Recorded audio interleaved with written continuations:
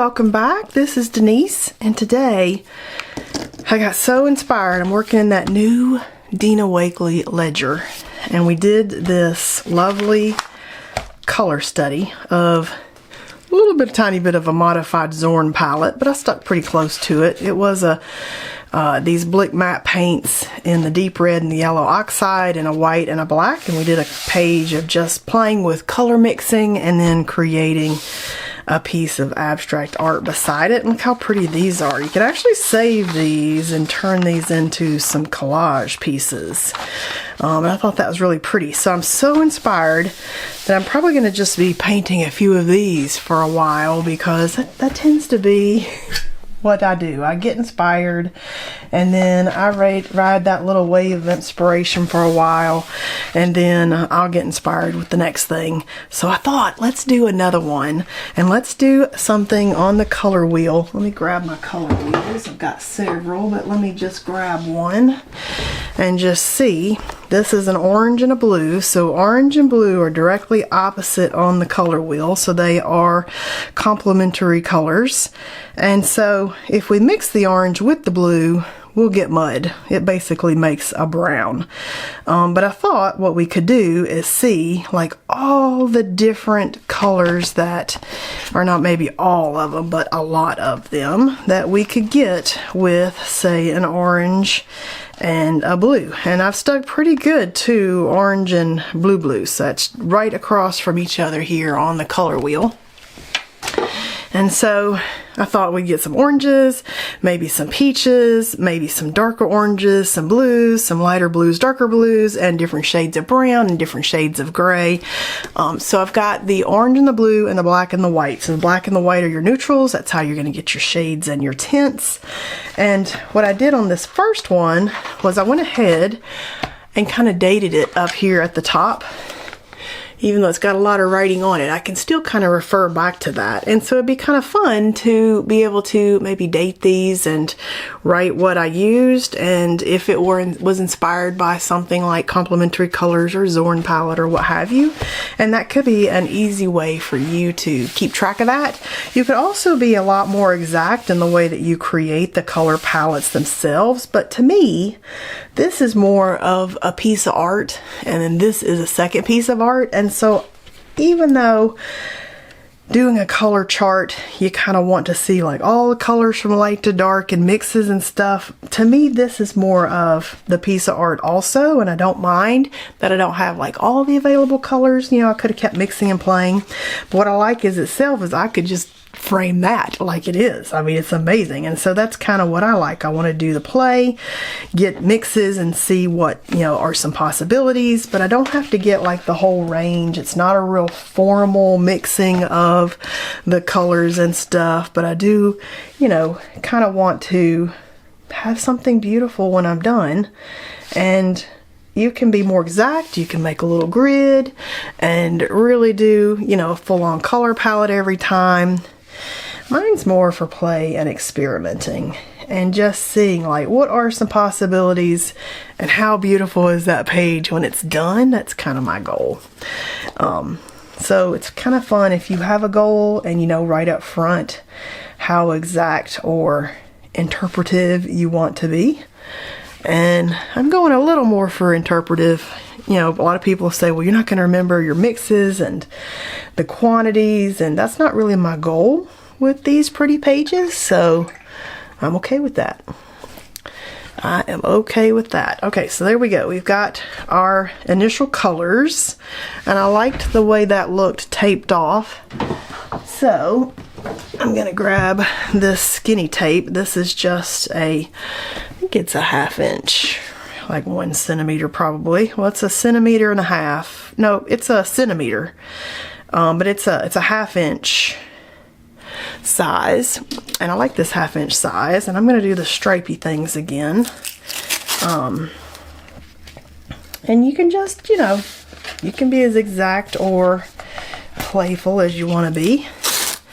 I just think they look like pieces of art in themselves. I love seeing painted color palettes that are, they're interesting, they're playful, they're fun. I could grid this off into squares. That would be fun. Like maybe instead of 2 columns, I had 3 and then grid those off. That would be fun. But I'm gonna stick with this for today. This is where I'm feeling this is where I'm feeling it. Got a little bit of dirty water up there now that I've washed that other paintbrush out. And these are just my Princeton Umbria brushes that I'm using. This is a 5/8 Filbert, and this was just 12 round.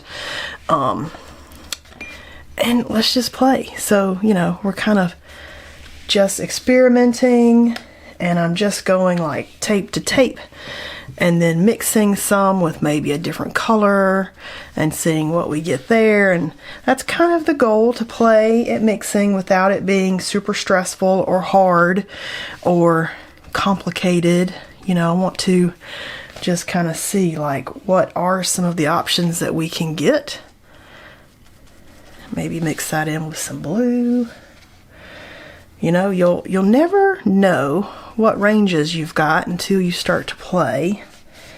And it's kind of fun. And I'm not mixing up super mixed either. I'm kind of letting some other color shine through. And I think that's fine too. This page is its own little piece of art in my mind. So that's what I'm doing. I'm just playing with the ranges.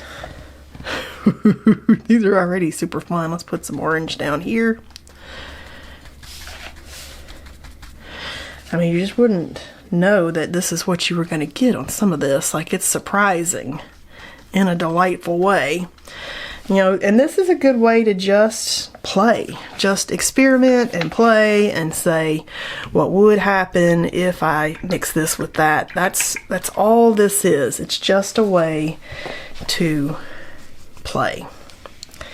And not take up all day. It doesn't have to be complicated and take a lot of hours, because, you know, sometimes color mixing and play can take a lot of time. Didn't quite mean to put that in the water.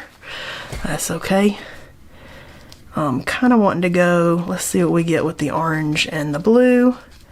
Will be interesting to see how that, you know, goes into like a brown.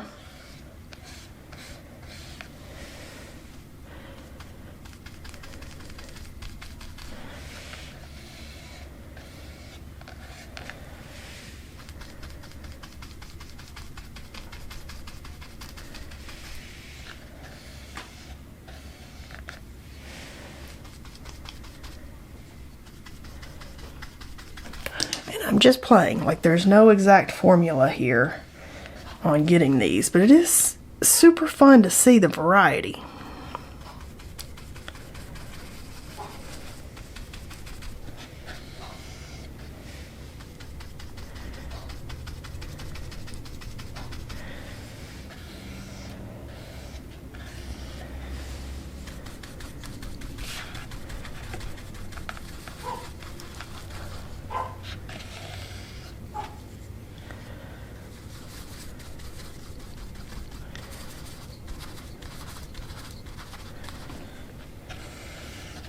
Alright, so I think we're going to go there with this. Might should have had another orange down here, but that's okay. And now that we've got all these colors over here, I'm going to make myself another abstract. I'm kind of wondering, like, you know, with the watercolors, how I like the funky ovals. What if I do the funky ovals in the acrylic paint? Right? Look at that. Like, I'm totally feeling it now that I started that. And it's all about just kind of using the colors that we already put out over here and seeing like what cool things can we create as an abstract piece. I think I want some more orange. You can very easily have some of these colors take over, like the blue kind of took over for me here, which I'm kind of surprised. You end up with delightful surprises with projects like this.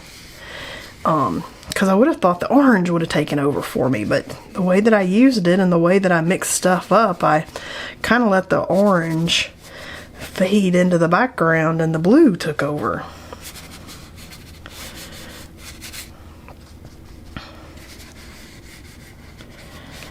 Now I'm just playing and smushing stuff around and letting the abstract kind of do its thing, whatever it was meant to be doing here. We're just kind of playing.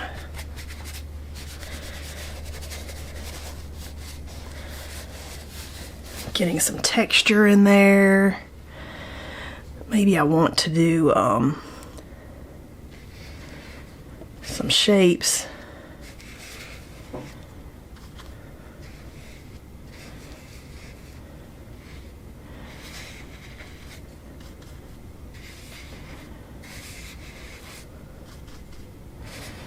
Like, this is kind of one of my most favorite projects I've done recently with the that first one that I did. It just turned out so amazing. Okay, now I'm feeling like today I do want to maybe play with some stencils possibly.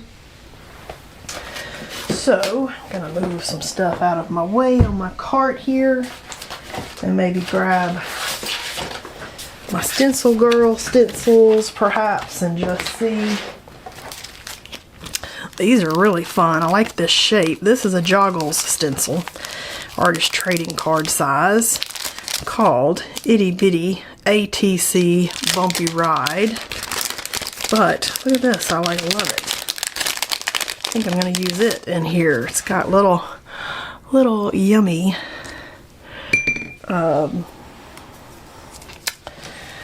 shapes, like ear shapes here, and I think I want this in the white, so let's get some white back out here.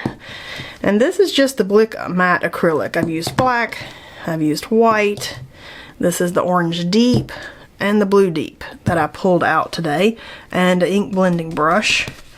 And the ink blending brush, if you've watched my videos lately, is my new favorite way to do the stencils, because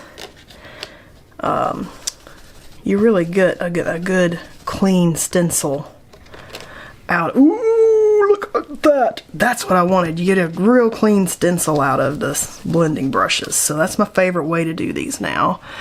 I've retired the little sponges, and now I go for the blending brush. Okay, so I like that a lot. Let's see, and if I don't kind of put it back in with the name of it, we'll never remember what that is. I'm kind of wondering, you know, I got this here in a recent stencil club, stencil girl stencil club, and I haven't used it yet. Is today the day? I feel like this big flower thing, and I could use this over here in the black, and it can mix a little bit with the white and make a gray. But I'm kind of thinking, what if we have a dramatic flower coming over here?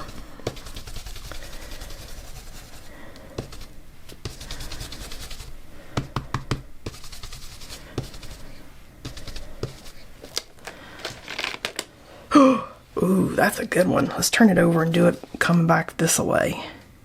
Of course, I'm about to get it on my paint. There we go. All right, let's just go for it. Might need a little more black paint out here.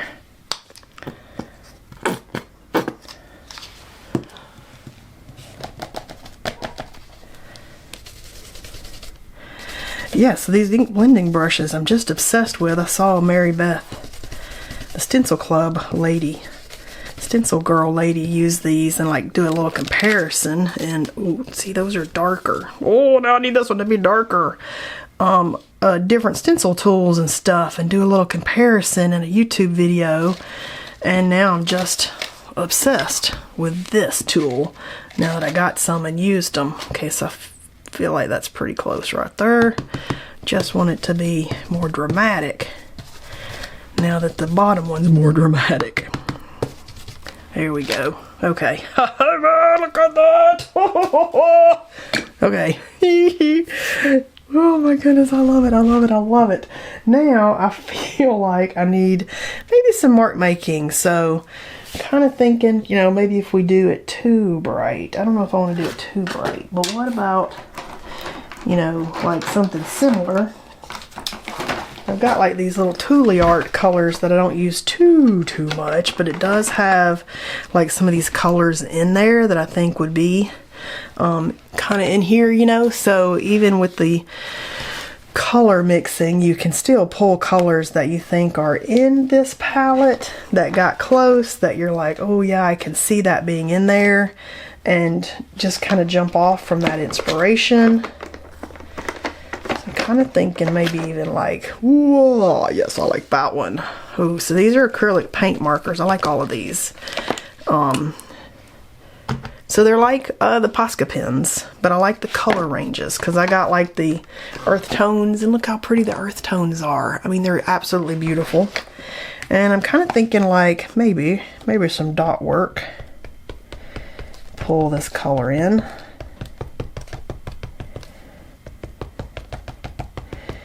And if you want to talk about neutrals, you know, I consider black and white a neutral, obviously. I also consider gold, silver, bronze, any of those metallic ones a neutral. So if you start doing one of these and you're like, man, I wish there was gold in that, feel free. You got my permission. Pull the gold out and add the gold to it, because I do consider that metallic kind of a neutrally color too. And so we have permission to use silver, gold, white, and black as our neutrals. This is a modified play kind of, look how pretty that is. Kind of modified play. It doesn't have to be exact. You don't have to, oh, this is a pretty color. You don't have to, you know, get caught up on stuff being exacty. It's about play and experimenting and having fun with colors in a way that maybe you're not used to doing. You know, how many times do you spend, you know, color mixing on a chart? Hardly ever, probably. Some people do, that's their thing, but most of us do not. And, you know, I used to actually just think that, you know, color mixing a chart would just suck the life out of me. I couldn't imagine why anybody enjoyed doing that. But what if you did it like this and then did a piece of art beside it, and all of a sudden you were like, ah, now I get it. That's kind of where I'm at. Like, oh, this one's got, oh, I need to shake it up. I was about to say, this one looks kind of metallic-y, but it's probably because I didn't shake it up. It's got some little, there we go, little undertones in it. So I'm kind of thinking, what am I thinking? I don't know, I love it like it is, kind of. I almost don't want to mess it up now. I want like maybe a few, oh my goodness, okay. I don't know if I love that or not, but now we've committed. I don't know. Let's put it in more than one place so it becomes something we did on purpose and not a mistake. Oh my goodness. All right, maybe we need some little dots to really help that out a little bit. Not everything has to go to plan. Not that I start with a plan anymore. You know, I used to start with a plan and then get angry that it never worked out. And now I'm like, let's just go with wherever we get and be happy with where we got. That's really what works for me. Okay, I love everything I did except maybe that one bit right there. And, you know, what we could do if you really hated something, like let's like you're like, oh, I hate that with a passion. You could come back and we could mix some new color and we could totally paint on top of that and blend that in some and get rid of the part that we didn't love, and then it's not so obvious and jumping off the page at it like it was. Kind of blend that color around. So don't get stuck on something that you don't love, because you can just paint over it, blend it in, make it kind of do something a little different. So I do like that better now that I did that. But I'm kind of wondering, like, is it standing out too much now? Do we need to do maybe a little tiny bit more stencil work on top of that? Like, we can come back in with some more little mark making. Just to, ooh, yeah, what about this? Oh, like totally like something like this. How about in like the blue? Like the grayish blue? Just to knock that back down. Ooh, what do you think of that? Oh, that's exactly what it needed. Okay, see? It's all about just creative problem solving as we're going. And then, you know, you might end up with something that you're like, hey, I never expected that, and that's amazing. So sometimes the little accidents are little happy mistakes, but they're not like bad. Like I love this stencil. This is Stencil Girl S501 by Wolf. So I think that's a regular Stencil Girl one. Okay, I'm kind of loving this. And then just kind of looking, does it need anything else? Do we feel like we're there? Maybe we'll pull the tape and see what we've got here. And definitely heat the tape up on this paper. I've noticed it will pull the paper if you're not careful. And I don't want this to rip, so this is the time I'll definitely use the heat gun. Most of the time I'm playing with papers, trying to figure out, is this paper gonna tear? And then telling you if it tears. But this I don't want to tear. I actually want it to come on off. And okay, so if the paint is still wet, which right here the paint was still wet, we did pull some paper off. So you could wait till the next day if you start seeing that happen, because wet paint will make that paper wet and pull. Like I got it up underneath the tape there. I got it up underneath the tape. So I need to be more careful as I go putting that paper down, tape down. But look how cool that is. Look how cool that is.